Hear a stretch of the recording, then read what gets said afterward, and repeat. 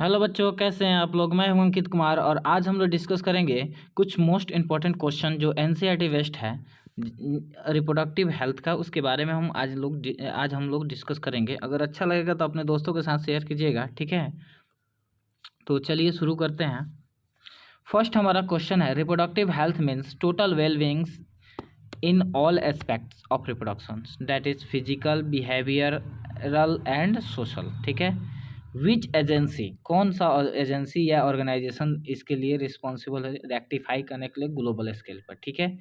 इसके बारे में हम लोग डिस्कस करेंगे। तो सबसे पहले हम लोग फर्स्ट ही क्लास में हम लोग पढ़े थे कि जो WHO था वो हेल्थ का परिभाषा किसने दिया था, WHO ने, ठीक है। यानी रिप्रोडक्टिव हेल्थ का परिभाषा किसने दिया था, WHO, वर्ल्ड हेल्थ ऑर्गेनाइजेशन ने, ठीक है। सेकंड क्वेश्चन हमारा ये है कि in which years were the family planning programme initiated in our country, कौन सा साल था जिसमें हमारे देश में, आवर कंट्री मतलब इंडिया, ठीक है। हम लोग जिस कंट्री में रहते हैं वो क्या है, इंडिया है। तो आवर कंट्री क्या हो जाएगा, तो हमारे कंट्री में कब हुआ था, तो 1951 में, ठीक है। Next question, third number question है, among the following detections of which defect is not possible using technique of amniocentesis. Amniocentesis के बारे में बताए थे कि इम्यूनिटिक फ्लूइड को क्या किया जाता है, बाहर निकाल के और उसको चेक किया जाता है। उससे ये पता लगाया जाता है कि कौन सा अगर बेबी है तो बच्चा है, मेल है या फीमेल है, फीटस जो है वो मेल फीटस है या फीमेल फीटस है। उसके अलावा ये भी पता लगाया जाता है कि ये कौन सा बीमारी से ग्रसित है, ठीक है।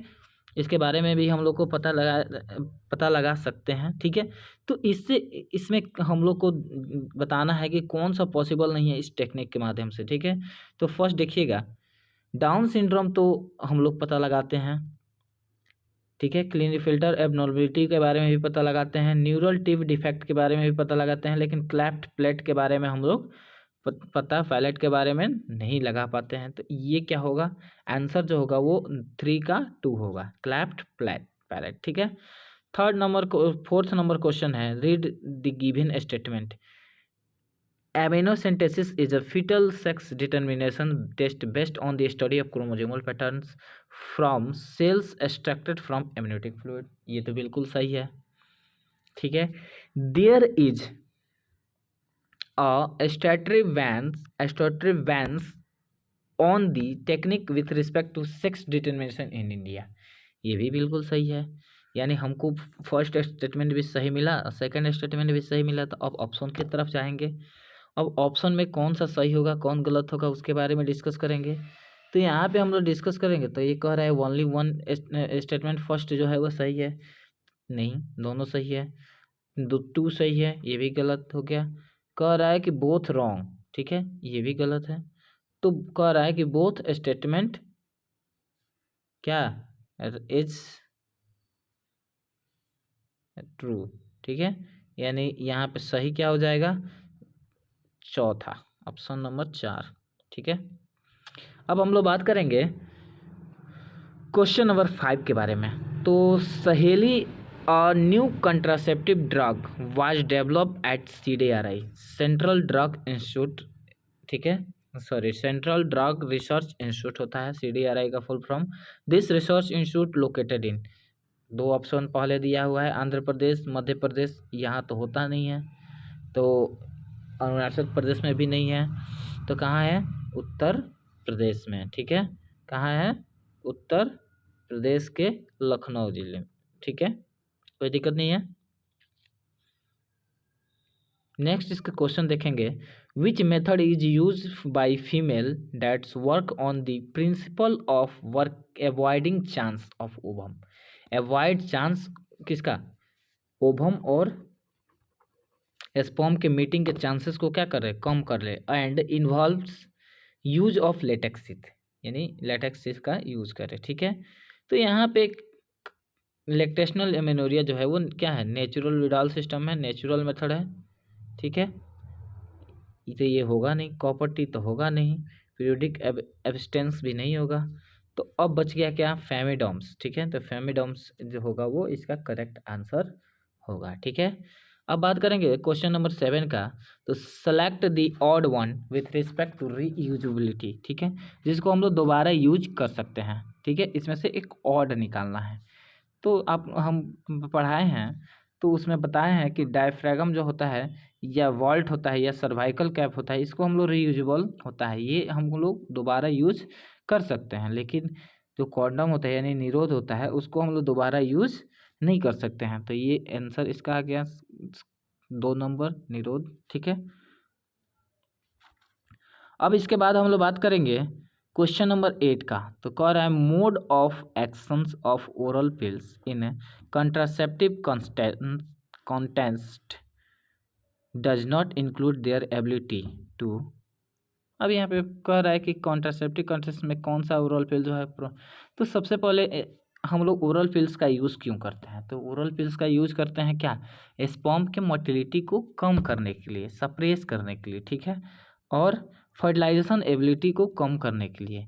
और यहाँ पे फर्स्ट जो ऑप्शन दिया हुआ है उसमें कह रहा है प्रमोट स्पर्म मोटिलिटी, यानी यहाँ पे प्रमोट करने के लिए कह रहा है, बढ़ावा देने के बात कर रहा है, एनहांस बढ़ाने का बात कर रहा है फर्टिलाइजेशन एबिलिटी को। तो ये क्या होगा, गलत होगा, यानी फर्स्ट ही ऑप्शन क्या हो जाएगा, आंसर हो जाएगा, ठीक है, गलत है, यानी वहीं हमको मिलना वहीं चाहिए, आंसर वहीं होगा, ठीक है।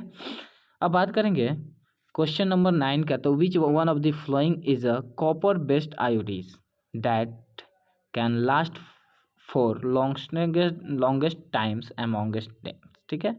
इसमें से कॉपर बेस्ड कौन कौन है? तो कॉपर बेस्ड में Cu7 है, Cut है, ठीक है, और मल्टी लोडेड 375 है, यानी कि ये कॉपर बेस्ड है, ठीक है। लेकिन यहाँ पे सबसे लॉन्गेस्ट चलने वाला कौन है? मल्टी लोडेड 375, ठीक है, यानी आंसर जो होगा वो मेरा फर्स्ट होगा। Surgical inventions technique that block gamete transport in female is called. अब यहाँ पे बात करेंगे तो गैमेट ट्रांसपोर्ट में हम बताए थे कि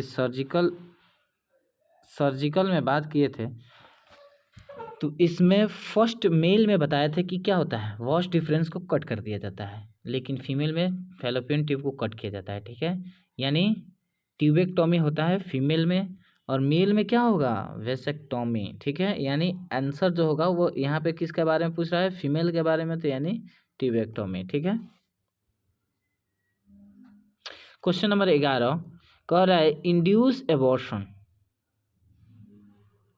ऑप्शन देखते हैं, रेफर्स टू इंटेंशनल और voluntary termination of pregnancy before full term, सही तो लग रहा है, has a significance role and decreasing population as aim to lowering population growth, ये तो नहीं होगा, लीगलाइज इन इंडिया, ये भी नहीं होगा, ये भी नहीं होगा, यानी ऑप्शन नंबर क्या होगा, फर्स्ट होगा, ठीक है।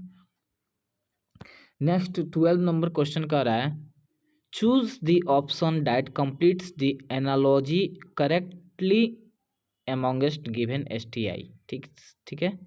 इसमें गोनोरिया जो है वो क्या है, बैक्टीरियल डिजीज है, और ट्राइकोमोनियासिस जो है वो कौन सा डिजीज होगा, तो इसके बारे में पूछ रहा है। तो इसके बारे में हम लोग जब डिस्कस कर रहे थे तो उस लेक्चर में एक चार्ट पे बताए थे, एक उस चार्ट के माध्यम से अगर हम देखें तो ट्राइकोमोनियासिस जो है वो वायरल डिजीज़ भी नहीं है, बैक्टीरियल डिजीज़ भी नहीं है, फंगल डिजीज़ भी नहीं होगा, वो क्या होगा, प्रोटोजोअन डिजीज़ होगा, ठीक है, कोई दिक्कत नहीं है, यानी option number 4 is correct, protozoan disease, ठीक है।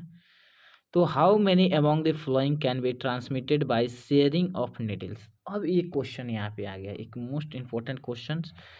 देखिए सारा क्वेश्चन जो है वो NCERT बेस्ड है और मोस्ट इंपॉर्टेंट क्वेश्चन है। अगर नीट के पॉइंट ऑफ व्यू से बात करें तो, या हम CUET के बारे में पॉइंट ऑफ व्यू से बात करते हैं, या अगर आपको कोई बोर्ड का एग्जाम दे रहे हैं तो उसके पॉइंट ऑफ व्यू से भी बात करें तो मोस्ट इम्पॉर्टेंट, क्योंकि NCERT से ही क्वेश्चन आते हैं, ठीक है, NCERT बेस्ड ही क्वेश्चन आते हैं, ठीक है। तो यहाँ पे कह रहा है sharing of needles, sharing of needle से कौन सा डिजीज जो होता है वो ट्रांसपोर्ट होता है, ठीक है, शेयर होता है, ट्रांसमिट होता है, ठीक है। कौन कौन डिजीज हो सकता है तो इसके बारे में ऑलरेडी हम एक चार्ट बना के बता चुके हैं, ठीक है। यहाँ पे ऑप्शन कितना होगा, तो कौन कौन हो सकता है, तो हेपेटाइटिस B भी है, HIV है, और क्या हो सकता है, जो वायरल डिजीज हो, तो वायरल डिजीज में और कौन सिफाइलिस हो सकता है, आई थिंक हेपेटाइटिस बी दिया है, HIV हो गया, और एक कोई और होगा, यानी सिफाइलिस हो सकता है आई थिंक। ठीक है, तो ये जो भी सेक्स लिंक्ड डिजीज होगा, जो भी, वो क्या होगा, इसमें ऑप्शन होगा 3। ठीक है, इसका ऑप्शन नंबर होगा 2, यानी इसमें 3 डिजीज जो होगा वो शेयरिंग नीडल से हो सकता है। ठीक है, नेक्स्ट क्वेश्चन है, in which of the following technique does fusion of gametes occur inside the female reproductive tract. कौन सा ऐसा टेक्निक है जिसमें fusion of gametes occur inside female reproductive tract, यानी कहाँ पे, फैलोपियन ट्यूब में। ठीक है, हम बताए थे कि कभी भी गिफ्ट का क्या होता है, गैमेट इंट्रा फैलोपियन ट्रांसपोर्ट। ठीक है, गिफ्ट होता है gamete intra fallopian transport, gift होता है zygote intra fallopian transport, ICSI होता है इंट्रा साइटोप्लाज्मिक एस्पॉर्मेशन, और क्या होता है, इंसर्शंस होता है ना, और IUT का होता है इंट्रा यूट्राइन ट्रांसपोर्ट। ठीक है, इंट्रासाइटोप्लाज्मिक सेमाइनल इंसेमिनेशन होता है ICSI का।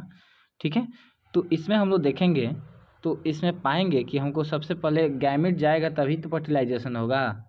तो फ्यूजन ऑफ गैमेट कब होगा, जब गैमेट जाएगा फैलोपियन ट्यूब में तब। ठीक है, यानी इसका ऑप्शन जो होगा वो क्या होगा, फर्स्ट होगा।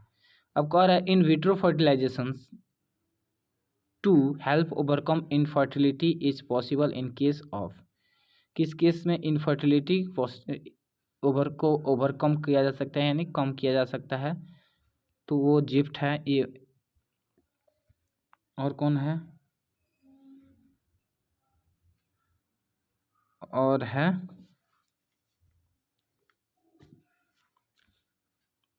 इनफर्टिलिटी, मतलब स्पर्म जाएगा तभी ना, स्पर्म इंसेमिनेशन जो होगा वो उसी में, यानी ऑप्शन नंबर क्या हो जाएगा, 4, इंट्रासाइटोप्लाज्मिक स्पर्म इंसर्शन। ठीक है, इंसेमिनेशन, यानी ऑप्शन नंबर क्या हो जाएगा, 4। अब हम लोग बात करेंगे क्वेश्चन नंबर 16 का, read the given statement. All sexually transmitted infections are completely curable, मतलब इनके कहने का मतलब है कि जितने भी सेक्सुअली ट्रांसमिटेड इन्फेक्शंस हैं वो कंप्लीटली क्यूरेबल है, यानी उसका इलाज संभव है। ऐसा कैसे, इनके कहने का मतलब है कि HIV एड्स का इलाज संभव है, नहीं। Sterilisation methods of conceptions reduce gametogenesis, ये रिड्यूस नहीं करता है, डायरेक्ट ब्लॉक कर देता है, ये भी फॉल्स हो गया। अब कह रहा है C, increase the IMR could attributes to increase the population size in India the last decades, correct options ABC। अब इसमें करेक्ट ऑप्शन कौन कौन है, तो ये भी गलत है, ये भी गलत है, ये भी गलत है, और ये भी गलत है, तो यानी false false false false false false, यानी सेकंड ऑप्शन जो है वो क्या है, करेक्ट होगा। ठीक है, अब हम लोग बात करेंगे क्वेश्चन नंबर 17 का, तो कह रहा है सेलेक्ट इनकरेक्ट स्टेटमेंट, यानी से यहाँ से हमको क्या निकालना है, इनकरेक्ट स्टेटमेंट को निकालना है। तो फर्स्ट देखेंगे, abortion can happen spontaneously too, बिल्कुल सही है, बिल्कुल सही है। ठीक है, स्पॉन्टेनियसली भी हो सकता है, स्पॉन्टेनियसली। अब infertility is defined as ability to produce an invariable offspring is always due defected in male partner, नहीं, ऐसा कुछ नहीं है। Creating awareness about sex expected is an effective methods of improve reproductive health people, बिल्कुल सही है। Continued intense lactations could be natural methods conception up to maximum 6 month of parturition, बिल्कुल सही है। यानी गलत क्या होगा, तो सेकंड ऑप्शन। तो 17 का ऑप्शन नंबर सेकंड जो है वो क्या होगा, गलत होगा। ठीक है, आंसर होगा second. Choose the word odd one with respect to contraceptive.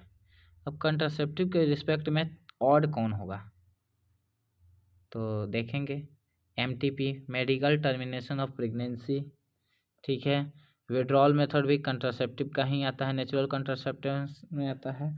ठीक है, और कौन आता है, इम्प्लांट्स भी कंट्रासेप्टिव में भी आता है। IUD भी, इंट्रायूट्राइन डिवाइस भी क्या आता है, contraceptive. Medical termination of pregnancy जो है वो कंट्रासेप्टिव मेथड में नहीं आता है। ठीक है, इसको हम लोग बोलते हैं MTP, यानी इसका आंसर क्या हो जाएगा, 1।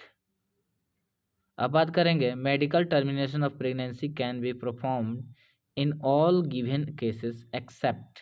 कौन सा एक्सेप्ट, कौन सा केस है, तो देखिएगा, pregnancy can be fatals to fetus and mother is as she meet with an accident। किस एक्सपेक्ट करके, तो ये तो सही है। Unwanted pregnancy resulting from rape, ये भी सही है, इसको भी हटाया जाता है।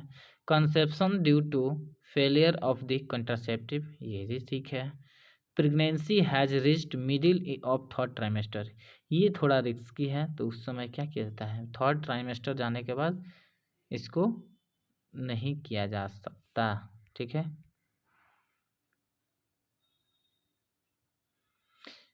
अगर वीडियो अच्छा लगेगा अगर तो लाइक शेयर सब्सक्राइब कर लीजिएगा और अपने दोस्तों के साथ शेयर कर दीजिएगा ताकि उनको भी इससे फ़ायदा हो सके।